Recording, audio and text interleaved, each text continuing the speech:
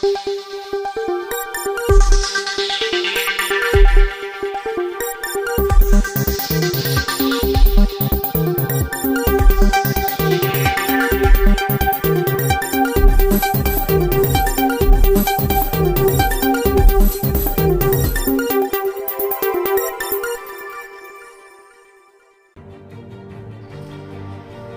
ब्याह के रस्म रवाज को लेकर बुनकर बरादरान जहां जगह जगह मीटिंग कर रहे हैं, इसी के सिलसिले में हम लोग बात करने आए हैं पूर्व सांसद प्रत्याशी अतहर जमाल लारी साहब से, और उनसे पूछते हैं कि जो इस तरह का रस्म रवाज है जिसमें फजूल खर्ची की बात हो रही है, इस सिलसिले में आप क्या कहना चाहेंगे? देखिए, शादी ब्याह में तो फजूल खर्ची रुकनी चाहिए। अब बहुत से ऐसे रस्म रिवाज हैं जो हमारे यहाँ है भी नहीं, जैसे मेहंदी की रस्म है, जैसे हल्दी की रस्म है, जैसे जूता चढ़ाई है, और इस तरह से अब हम गिनाने जाएंगे तो बहुत सा होगा। मसले हैं, जैसे लोग हमारे यहाँ बजटिया में नाश्ते की एक दावत होती है एक दिन पहले शादी से, जिसमें सैकड़ों लोग आते हैं, और बहुत से ऐसे रस्म रिवाज हैं जिसमें हम फजूल खर्ची करते हैं, और इस फजूल खर्ची को हमको रोकना चाहिए। ये कोई जायज़ भी नहीं है, इस्लाम में कहीं शरई इसकी हैसियत भी नहीं है। जब शरई इसकी हैसियत नहीं है तो क्या ज़रूरत है हमें फजूल खर्ची करने की? हम आतिशबाजी भी करते हैं, हम तो देखते हैं बजटिया में हम जा रहते हैं, लोग शादी करके दुल्हन को ससुराल लाते हैं तो रात को खूब पटाखा आतिशबाजी होती है। तो ये सब फजूल खर्ची है, इस सब पे रोक लगाना चाहिए। हम तो मुसलमानों में बैंड बाजा भी देखते हैं, बैंड बाजा भी नहीं बनी, अब तो कुछ कम हुआ है, तो इस पे टोटल पाबंदी लगनी चाहिए। आतिशबाजी, बैंड बाजा जो रस्म रिवाज हमारे यहाँ नहीं है, हम दूसरे की नकल करके वही काम करते हैं जो दूसरे करते हैं, तो इसके ऊपर पाबंदी लगनी चाहिए। एक चीज़ और है कि मदनपुरा में रस्म रवाज अलग है, बयाडीहा में रस्म रवाज अलग है, और अलईपुरा में रस्म रवाज अलग है। तो क्या तमाम जगह का रस्म रवाज एक तरह का होना चाहिए? देखिए, हर मोहल्ले इलाके का असर पड़ता है, लेकिन ये जो रस्म रिवाज हैं उसको तो हमेशा हर जगह ख़त्म कर देना चाहिए। जहाँ तक वलीमे का सवाल है, वलीमा देखिए सुन्नत है, और वलीमा तो नहीं रोका जा सकता। भले आप 5,000 की जगह 2,000 आदमी करिए, 1,000 आदमी करिए, 500 का करिए, 200 का करिए, जो आपकी हसब हैसियत हो 50 की करिए, वलीमा पे पाबंदी नहीं लगाई जा सकती। जहाँ तक बारात है उसमें भी किफ़ायत सारी होनी चाहिए, कम से कम लोग बारात में जाएं। हालांकि भाई देखिए, एक मसला यह भी है, बहुत से लोगों से चर्चा होती है तो कहते हैं कि भाई ज़िंदगी में एक बार शादी होती है, तो अगर हम बारात नहीं निकालेंगे तो कैसा लगेगा? हम 4 लड़कों की शादी की है बारात निकाल के, और 2 लड़के हैं हम बगैर बारात की शादी करेंगे, तो उन लड़कों के उस लड़के के ऊपर क्या गुजरेगा? तो ये भी लोगों के सामने एक परेशानी आ रही है। बहरहाल बारात भी मुख्तसर होना चाहिए, बहुत ज़्यादा धूमधाम से जो है नहीं होनी चाहिए, लेकिन हम हर तरीके से इस पर पूरी तरीके से पाबंदी नहीं लगा सकते। ये शादी ब्याह में कार्ड वगैरह चलता है, और शादी ब्याह जो तो बहुत से लोग लान से करते हैं। गरीब तबका के लोग हैं तो 10-15 हज़ार का लान खोजते हैं, और जो अमीर तबके के हैं वो 50,000, लाख, 2 लाख, यहाँ तक कि 4-5 लाख तक ये पहुँच गया है। तो ये फजूल खर्ची में आती है कि नहीं आती है? देखिए, अब जिसके यहाँ जगह नहीं है और बड़ी शादी है, उसके मतलब 500 लोगों को की शादी है, दावत है, वलीमा है, तो उसको तो लान करना ही पड़ेगा जब उसके घर नहीं है। तो कोई ऐसा तो सामूहिक शादी खाना है नहीं कि जो सबको मिल जाए, और जो नहीं जिनकी हैसियत है वो कम में बहुत से लान ऐसे भी हैं जो 25-50 हज़ार की हैं, 5 लाख के भी हैं। तो अपने हसब हैसियत के हिसाब से जो है आदमी शादी करता है, और लान को आप रोक नहीं सकते, इसको जो है इस पे आप पाबंदी लगा नहीं सकते। तमाम लोगों की लान में शादियाँ होती है।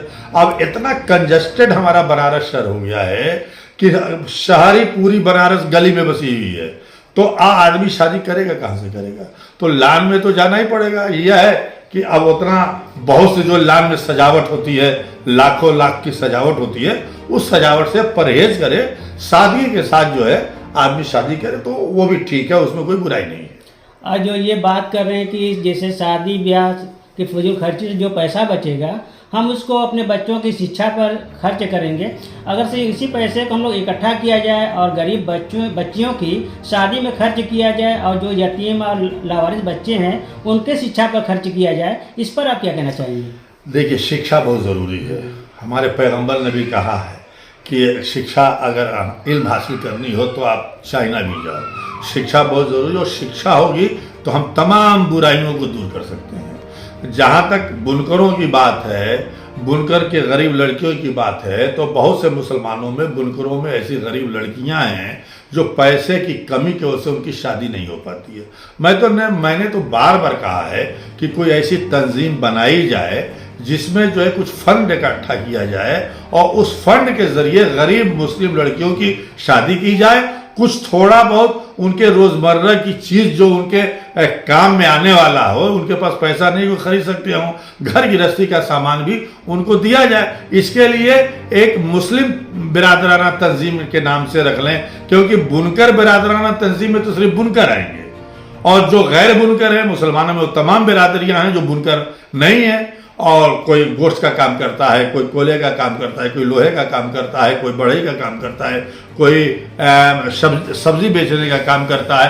ये तमाम तरीके की बिरादरियां हैं जो बुनकर बिरादराना तंजीम में नहीं आती, तो उनको भी शामिल करके एक ऐसी तंजीम बनाना चाहिए जिससे कि तमाम हमारे मुसलमानों के ऊपर वो बात लागू हो और उस पर वो लोग अमल करें। और जहां तक लड़कियों की शादी की बात है तो जरूर होनी चाहिए, पहल होनी चाहिए। हमारी कौम जो है आज देखिए, हमारा तो एक अरमान था कि मैं कभी चुनाव जीतूंगा तो यहाँ पे मैं डिग्री कॉलेज से लेकर के मैं मेडिकल कॉलेज, इंजीनियरिंग कॉलेज की मैं स्थापना करूंगा। एक मेरा सपना था, वो सपना पूरा नहीं हो सका, मैं नहीं कर पाया, नहीं जीत पाया। लेकिन कौम को आगे आना चाहिए और यहाँ पे डिग्री कॉलेज से लेकर के ऐसी यूनिवर्सिटियों का काम अमल में लाना चाहिए। हालांकि सरकार में प्रॉब्लम है, लेकिन फिर भी हम उसकी स्थापना कर सकते हैं। जैसे आजम खान ने जो है जौहर यूनिवर्सिटी बनाने का काम किया, एक सर सैयद साहब ने जो अलीगढ़ यूनिवर्सिटी बनाने का काम किया, जामिया मिलिया है और हिंदुस्तान में कुछ ऐसे यूनिवर्सिटियां हैं कॉलेजेस है। तो हमारी बच्चियां भी पढ़े, हमारे बच्चे भी डॉक्टर, इंजीनियर, कलेक्टर बने। पढ़ेंगे नहीं तो बनेंगे नहीं, वकील नहीं बनेंगे, डॉक्टर नहीं बनेंगे, इंजीनियर नहीं बनेंगे, आईएएस पीसीएस अफसर नहीं बनेंगे तो हमको कौन देखेगा, हमारी लड़ाई कौन लड़ेगा? इसलिए हमको पढ़ना, तालीम भी जरूरी है। और इसके लिए भी हमारी कौम के बड़े लोगों को, जिस तरह से लड़कियों की शादी कैसे हो, कैसे गरीब लड़कियों की शादी कराई जाए, उसी तरह से इसके ऊपर भी किस तरह से तालीम के लिए हमारा कोई बड़ा मरकज हो और हम बच्चों को अपने तालीम अच्छा से अच्छा दे सके। आज जो हिंदुस्तान में तालीम चल रही है, हम दीनी तालीम भी दें और दीनी के साथ साथ दुनियावी तालीम भी बहुत जरूरी है और यह होना चाहिए। एक चीज़ और है, जैसे कि बुनकर समाज में जो बुनकर गरीब मजदूर है, उनकी मजदूरी इस टाइम में वक्त से नहीं मिल पा रहा है, जिसकी वजह से वो काफ़ी दिक्कतों का सामना कर रहे हैं। बहुत से बुनकर ऐसे हैं, इन्हीं दिक्कतों की वजह से वो दूसरे शहरों में चले गए, जैसे कि सूरत, पंजाब, बेंगलोर वगैरह। इस बारे में आप क्या कहना चाहेंगे? उनके प्लान कैसे हम लोग रोक सकते हैं? देखिए, जहाँ तक बुनकरों का मसला है तो मैं बहुत दिन से ज़माने से चिल्ला रहा हूँ और बोल रहा हूँ, क्योंकि हमारा भी पेशा यही है। हम अब किए, हमने बहुत कारखाना चलवाया, बिनवाया, किया, अब हमारा लड़का भी कर रहा है। जहाँ तक बुनकरों की मजदूरी का सवाल है, आज तक बुनकरों की मजदूरी पे, बुनकरों की परेशानी पे कोई बात करने के लिए तैयार नहीं है।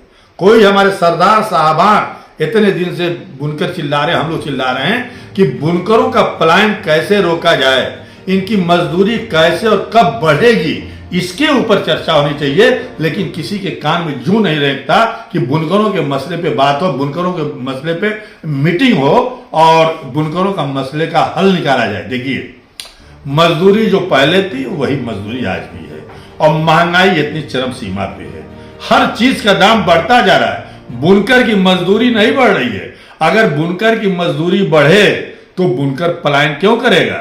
बुनकर क्यों किसी के आगे हाथ फैलाएगा? उसको टाइम से मजदूरी नहीं मिलती। अगर बुनकर कहीं काम करता है तो बहुत सी अड़चने आती हैं, कभी तानी नहीं है, कभी बाना नहीं है, कभी जरी नहीं है, कभी रंगाई नहीं हुई है, तो कभी तानी जोड़ने वाला नहीं आया, तो कभी मंदा है, तो इस तरीके का बहाना बनाया जाता है और बहाना बना करके बुनकरों को परेशान किया जाता है। यहाँ तक कि तिल्ली और बज्जा हो जाता है तो उसमें भी कितने पैसे काट लिए जाते हैं, जबकि उसकी बनवाई बहुत कम लगती है। तो इस तरीके से बुनकरों का हरेसमेंट होता है और इस पर कोई चर्चा करने के लिए तैयार नहीं है।